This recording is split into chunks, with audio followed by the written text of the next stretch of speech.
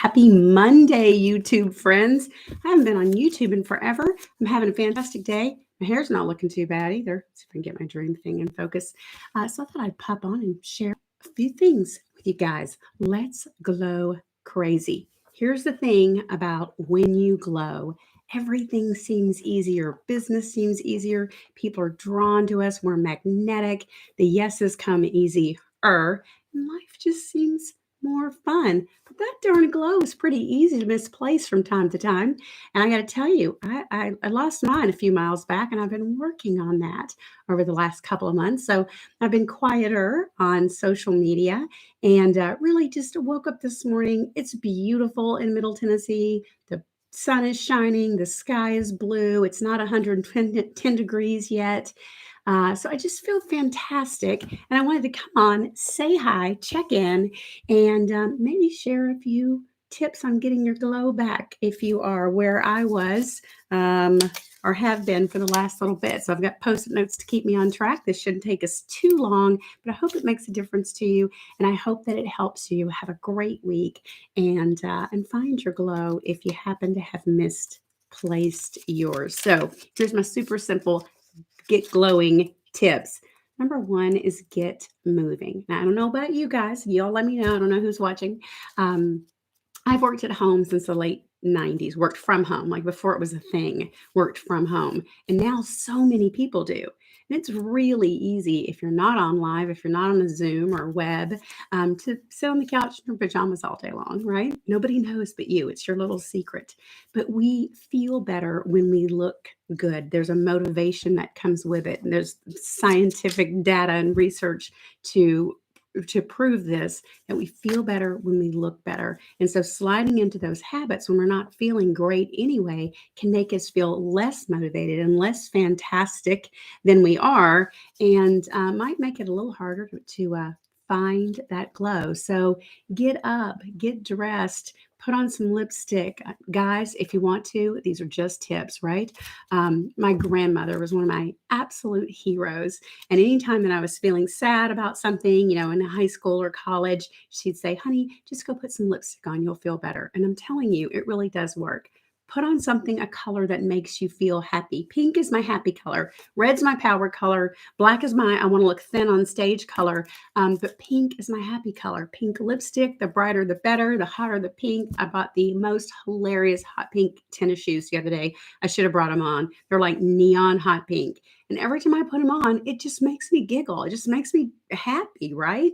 And so these are the things that we want to surround ourselves by. So get up, get moving, put on a little lipstick if you want to, and that'll help you get your glow back, especially if you don't feel like it. The less you feel like doing your hair, putting on a pair of earrings or whatever that is, shaving if you're a guy, the less you feel like it, the better it's going to make you feel, especially when you look in the mirror and think, I look pretty good. I'm having a pretty good hair day, right? The second thing is love on yourself. And there's so much talk these days about self care, and it's almost become this heavy other should thing. Like you should eat so much, green vegetables or something. And that's not the kind of self care I'm talking about. I'm talking about self care that really feeds your soul, not even in a spiritual way. That's great self care too. But things that fill you up, that make you happy, that bring you joy, whatever that is for you. If it's a bubble bath or reading a book or taking a walk, I love to sit out back. We have this little pond. I have goldfish in it, little like goldfish, like you would keep in a fish tank. And I sit out there sometimes and I listen to the birds and watch the fish dart around underneath the lily pads. My lily pads are coming back into bloom, those bring me great joy too. And that kind of fills me up a little bit if I can't quite find my glow, if I have misplaced that or I'm having a hard time finding it. So that might be socialization. I think we're missing that as we come out of this pandemic thing. We don't socialize once like we once did. And we're pack animals, y'all. Human beings are pack animals. Women are particularly. We are tend and befriend. That is our thing. We need each other. So it could be socialization, self-improvement of any kind. If something is bothering you, making you feel insecure, or you're allowing it to help make you feel insecure, fix it. Take action on that. This is a a vanity item, a silly little thing, but I grew up in skincare and I always had really pretty skin. It's just genetic. My grandmother had beautiful skin, never looked her age. And I'll be 53 next month. Gifts are accepted. Message me for my address. And the last little bit, it's really started to show, and it was making me super insecure. And girls, it starts to show here first. So I was getting a little bit of the turkey neck. I don't know. You just wake up with it one day, I swear, maybe around my 50th birthday. You just wake up with it, and then there it is. Doesn't matter what you've done. And really, it was bothering me. Even to go live, I felt like it showed so bad. And so I was exploring some other options, Botox things, the things a little more invasive that I didn't want to do.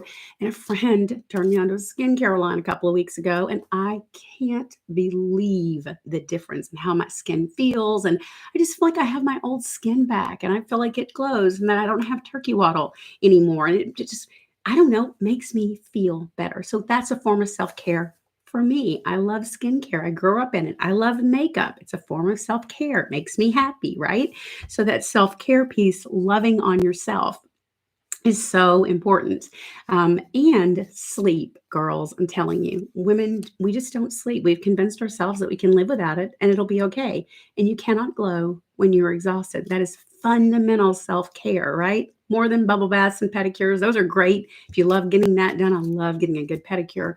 But basic stuff like sleep, really love on yourself, prepare yourself to glow, shine for others, but you have to nourish your physical needs, and we're terrible about that as women. I mean, guys are kind of bad about it. I think everybody's bad about pushing it to the brink, but women, we just really think that we can go on nothing. I'm not sure where we learn that. We learn a lot of unhelpful lessons along the way, so I'm here to maybe disabuse you of some of those or give you permission to step away from some of those. The O in glow is omit. Omit the things that dampen your fire.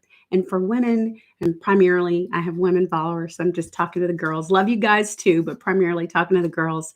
The things that really diminish our sparkle and our shine, dampen our fire, are guilt, obligation. We really function in it. We live and die by the expectations and the opinions of others. And this is your journey. It's your story. Go tell it, go walk it, go live it. Nobody is owed an explanation for why you're doing what you do, or why you like some things, or why you changed jobs, or why you didn't, go to the church cookout or whatever.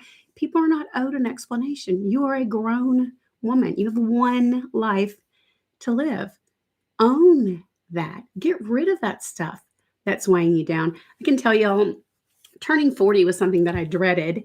I felt like it was this hard stop on life, and it was actually liberating because I realized I'm halfway through this ride. I'm a grown woman, and I can live my life on my own terms. So I quit worrying so much about what other people thought I should be doing, or what they thought of what I was doing, or whatever, because we only get one go around here. And so I encourage you to get rid of all that junk, live your life on your own terms, and quit offering people explanations for how you choose to live the life that you have been given. Live it without apology. Do the things that speak to your soul, that spark your soul, and let them go, sit in judgment on their own lives and talk about somebody else, right? Who cares? The W in glow is warm the world with this light that you found. Once you rekindle the passion and energy in yourself and learn to glow again, share that with others. I think that is something that as women, because we are tend and befriend, it lights us up more than anything to do for others, to give of ourselves to others. The problem is we give to our own detriment, and we're not doing anything to replenish ourselves. And there's a quote that says you lose nothing by lighting another candle. It's true. But you cannot pour from an empty pitcher. And too many of us try and do that. And we are tired and depleted emotionally, mentally, physically. And then we wonder why we're sad. Why we're not happy, why business isn't great, why we're not sponsoring, why we're not selling, why we're not booking, whatever. because you're so tired. You can't work up the energy to work up the energy, right? I think we've all been there. So those are my glow tips this week. I wish y'all a bright, beautiful Monday and week. If this has made a difference to you, let me know in the comments. I'd love to hear. And I'm going to drop a little link.